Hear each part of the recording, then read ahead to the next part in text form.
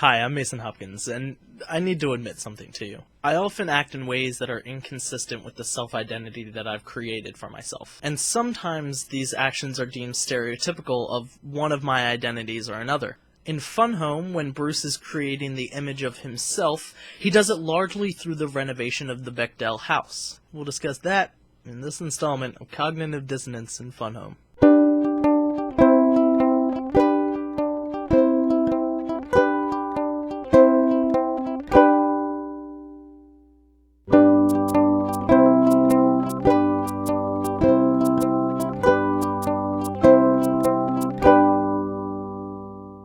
It must first be noted that Bruce Bechdel's true self is at odds with the one that he portrayed to the outside world. By attempting to represent himself as a heteronormative masculine man, he often misses the mark, and becomes a stereotype of the gay, effeminate, and even predatory man. The stress and conflict of Fun Home comes from the fact that it can play into these stereotypes of gender and sexuality, if criticism doesn't trouble the notions of its rigidity. The first way that Bechdel illustrates her father's skilled artifice, which she calls his ability not to make things, but to make things appear to be what they were not, is seen in his obsession with the restoration of their Victorian house. This is an attempt to conform to traditional roles of gender and sexuality. If he can create a space that allows him to be the patriarch of a nuclear normative family, then he can finally understand what it means to be truly heterosexual.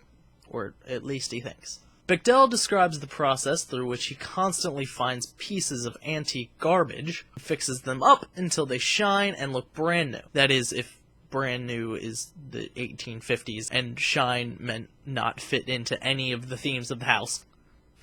He creates a maze, a labyrinth of hallways and foyers and chandeliers and period rooms. But he's not alone in these endeavors, although no one else wants to be involved in them. He forces his children to participate in this game of drag, where they're just accessories for the life he's pretending to lead. They not only must be symbols of his ability to reproduce with a woman, but they also must be his helpers, reconstructing this house one antique mirror at a time. There's so many mirrors. If they can't follow his instructions, or something isn't up to his standards, then they must suffer his wrath. Here we see another instance of Bruce's cognitive dissonance. By trying to produce a normal house, he ends up pushing himself further away from his family and deeper into his closeted identity. And the house itself is filled with clashing personalities, ideals, and actions. But first, it's important to note which home we're even talking about. The title is a reference to both the family-owned funeral home and their actual house that Bechdel says was more like a museum and never really a home. And it's certainly not very fun. The title also marks the absurdity of the house, like a circus fun house, in just the one title.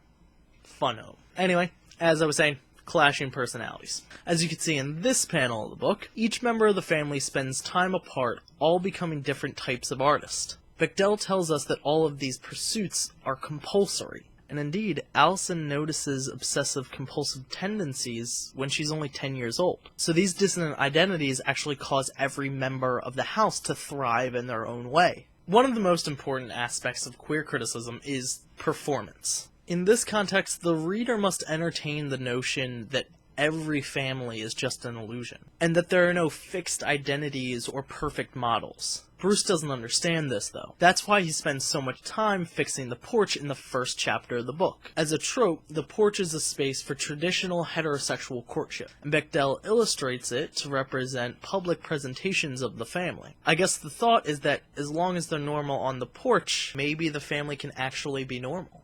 The back patio, which never receives any book space for renovation, is saved for non-heterosexual courtship because it's the furthest away from the public. This is also where Helen, Bruce's wife and Allison's mother, must go in order to practice lines when she's in plays. Her space there isn't domestic, but it's also not public. Bruce controls both the public and the private spheres. While Helen is left to do the household chores, Bruce is the one that actually makes the house. He holds clashing beliefs that he wants to be perceived as a manly man, but he also wants to be an interior designer and homemaker. Now, one of the reasons that Bruce believes he understands the heteronormative life that he wants to live is because of his relationships with literature, a topic that's going to be discussed in the next video on literary drag. Thanks for watching. If you enjoyed this series, make sure to like it, share it, and keep the discussion going in the comments section below. Like I said, part 4 is on literary illusions and the construction of a literary figure.